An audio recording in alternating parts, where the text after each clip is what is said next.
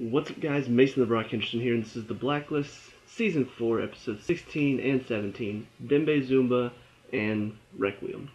So, this is a two-parter, and it's a great way to kick the season back off for the last section of it, because we finally get a lot of answers that I think a lot of us were asking questions about. One, obviously, is Dembe involved with what's going on? Two, what's Mr. Kaplan been doing this whole time that she's been out of commission? And three, who's behind the whole trying to get to Reddington plan? So we start off with the first episode, Dembe Zuma, and it kind of answers a couple of those questions very early on. We see Zuma takes Aram and is using him for some reason. And so, Aram's like, you want to steal from Mr. Reddington? I'm not going to allow that. And then he opens up the safe and it's empty. And he's just like, no, I'm trying to find who stole from him. And so at that point, I know it's not Dembe, and I know Mr. Kaplan's the one behind it. Because I don't remember if I said this in a previous review or not, but I suspected Mr. Kaplan pretty early on. Whenever we found out somebody was taking from him and somebody was attacking him, I pretty much figured it was probably going to be Mr. Kaplan. But my question was, how involved was Dembe? Well, even whenever he showed that to Aram and said, I'm trying to find who did it, I still wasn't entirely convinced that he wasn't involved. It wasn't until he goes to where Mr. Kaplan's body should have been and doesn't find it, and so he calls Reddington and says, she's not here. And so at that point I kind of figured, okay, he didn't know what's going on. So he just figured out it was Mr. Kaplan as well. So all of that was very interesting, but just, I guess the entire episode, it kind of felt like there were two parts to it, and so if there is one complaint I have about it, is that the whole sanctum thing going on with the lady that got naked and had bees all over her, and I don't really know what that was all about. They probably explained it near the beginning of the episode, but at that point I was too focused on what was going on with Dembe that whenever they went over to the sanctum and this weird bee lady, I was like, what's going on here? And at the end I was expecting it to tie together somehow, but I never really got that answer. I don't know, I guess I missed it, but apparently they were killing some people and Reddington was involved in that somehow. I don't know. It just seemed kind of weird, and the bee lady was obviously very weird. But the majority of the episode was mainly focused on Dembe and what he was doing. We get to see Aram kind of helping him out, and some stuff going on with his personal life. He's dating that girl again, even though I thought he and Samara were. I don't know. It seems kind of weird. I'm just like, what's going on? Like, now all of a sudden he's dating her again, and Samara didn't know, and weren't they together for a little bit? And then all of a sudden at the end of the episode, he's just like, you're very intense. I don't know if I can handle that. And she's like, I don't care what you think about me. And I'm just like, oh no, they're fighting, kind of. I'm sure they'll be together by the end of the season. But on to how kind of the episode goes out. We see Reddington goes to where Mr. Kaplan's body should have been. Dembe is being hunted down by the man that's been taking care of Mr. Kaplan. And so ultimately Reddington shows up to help. He and his right-hand man go to track him down. And so they end up tracking him down. He takes him back to the place where Mr. Kaplan was being treated. And Reddington tries to call her on his little sat phone. And ultimately that leads to a bunch of bombs blowing up the place. But Mr. Reddington and his right-hand man get out okay. So that's sort of how that episode ends. And then we pick up with the next one, Requiem. But before I get into that, I do want to talk about one of the things that did sort of frustrate me about this premise. And that is, I think the show kind of gave too much away. And when I say that, what I mean is, I think this Mr. Kaplan twist would have been so much more powerful if we didn't see that she had survived. That's the thing. They showed us a few episodes after Reddington shot her. They showed a few episodes where we see her, getting up from getting shot. She's trying to find help, and all of a sudden that guy shows up to help her, and then he chains her to a bed, and he's helping her out, and then, the next couple episodes was just her trying to get away, kind of, but not really, and him helping her, and trying to figure out who did this to her, and all of that stuff. And I don't know, it just, I was like, what's this all for? Well, we see she's going to be the one that turns against him and steals from him and tries to, turn him into a monster and, get him turned in and all that stuff. But I feel like if you hadn't shown that to us, if you hadn't shown that she had survived, if maybe as they're starting to figure stuff out, if all of a sudden this episode they find out, oh, Mr. Kaplan, wait, what? I thought she was dead.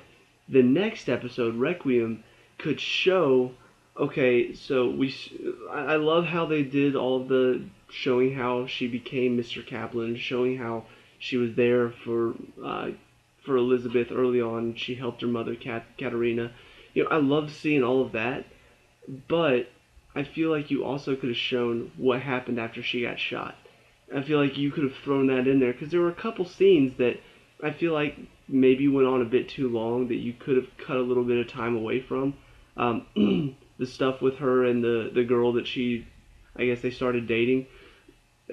It shows how she got shot and how she got that cut on her head. But at the same time, there were a couple scenes I felt like went on a bit too long there where it wasn't really that important. Okay, we see that they hooked up and that she meant a lot to her, and so whenever she died, you can see, okay, well, that's part of why she became even more dark. But you didn't have to show us as much as you did. There were a lot of scenes there that I feel like dragged on a bit too long. On top of that, there were some scenes, even with Katerina, that I felt like, okay, this is going on a bit too long. The scenes where she was babysitting Elizabeth as a little girl, a couple of those scenes even went on a bit too long. So I just feel like you could have condensed some of those scenes a little bit to make room for showing us this is how she survived. So that way you don't show us at the beginning of the season, you show us now. That twist becomes such a huge shock. Like, holy crap, I thought she was dead. How she got shot. How did she survive that? You show us that in these 2 episodes. Now we're just like, holy crap, this is incredible. But as it stands, the shock wasn't really a shock for me. I kind of realized early on that, okay, somebody's betraying him.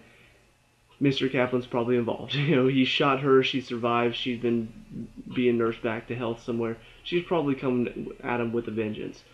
What I do like, though, is that I thought it was just going to be because he shot her, but Requiem does show us why she hated him so much. We get to see how she got to see Elizabeth growing up. We got to see how, Katerina's affair with Reddington led to their family falling apart, and then she wanted to be able to be there for Elizabeth and Katerina, but because of Reddington's involvement and because of what happened there, that whole relationship fell apart to the point where she lost Katerina and she wasn't able to take care of Liz anymore. So I loved getting to see that, and it sort of deepened our perspective on who Mr. Kaplan is. This whole time I thought she was just Reddington's cleaner, and I thought whenever she was helping Elizabeth, I thought it was honestly to help Reddington, to sort of save him from himself because she realized he was taking it a bit too far. But in actuality, seeing this episode shows, no, it's because she loved Liz like a daughter. She grew up, or she helped Liz grow up. She was pretty much there as a surrogate mother at times. So that, on top of, what Reddington did to Katerina, all of that anger and bitterness finally sort of spilled over after what she was seeing Reddington do to kind of cause Liz's life to be harder and more difficult. And even at the end, whenever they showed sort of how this whole thing began, and we got to see, Reddington saying, okay, it's time for me to turn myself in, even then she's just like, no, this isn't right, Raymond. This is bringing her into the life that we were trying to avoid her having to be brought into. And so even then, she wasn't really agreeing with what he was doing. So I don't know, I really, really liked how they handled all of that. On top of that, it kind of ends on a bit of a cliffhanger as we see, apparently, Mr. Kaplan has been burying all the bodies that Reddington has been killing along the way in this one ice rink. And so she had this guy apparently dig up all of these bodies. And so now she's going to be using these bodies to sort of get to Raymond and, I guess, try to bring him down in the process. And ultimately, this does, once again, kind of go back to a question I had at the beginning of the season. Who's really right here? Is Mr. Kaplan in the wrong? Because Raymond did cause a lot of trouble. I mean, he is technically a bad guy. And so, it's kind of a question of who's right. Is Mr. Kaplan wrong in being this forceful, trying to take him down? Is Raymond wrong in how he's handled everything to do with Mr. Kaplan and Katerina and Liz? Who is in the right here? I love the fact that they're sort of bringing this dilemma back in, because I did wonder at the beginning of the season, is Alexander correct or is Raymond correct? Who's correct here, or are they both sort of in the wrong? Once again, we kind of get back to this same question: who's in the wrong here? Who's the good guy? Who's the bad guy? Is there a good guy in all of this, or are there just two bad guys duking it out? I really love where they're taking this season, and it leads to such an interesting finale, and it gets me excited to see how they're going to end it all, because it really feels like it could go anywhere from here. So I think that's about it over the 2 episodes. There were a couple things sort of in between in the Requiem episode, just some of the little touches. We getting to see Katerina inside the house, the scene where the house burns down and we see Katerina come to the hotel room. All of that is kind of, I guess it's kind of interesting to see. Are we going to maybe find out some of what happened from Mr. Kaplan? Because obviously Liz doesn't know what happened. Red sounds like he does know, but maybe he doesn't know the whole story. But Mr. Kaplan may be able to sort of shed some light on what exactly happened whenever the house burned down. So I'll be curious to see if whenever they find her, if she manages to tell Liz this is what happened that night, or if she's just kind of going to go out without spilling the beans on what went on. So that's about it for this episode, though. Let me know what you guys think down in the comment section below. What did you like and dislike about this episode? Let me know. We can talk about and discuss all that good stuff. Leave a like and subscribe for future Blacklist reviews, and I'll see you at the next one. Peace out.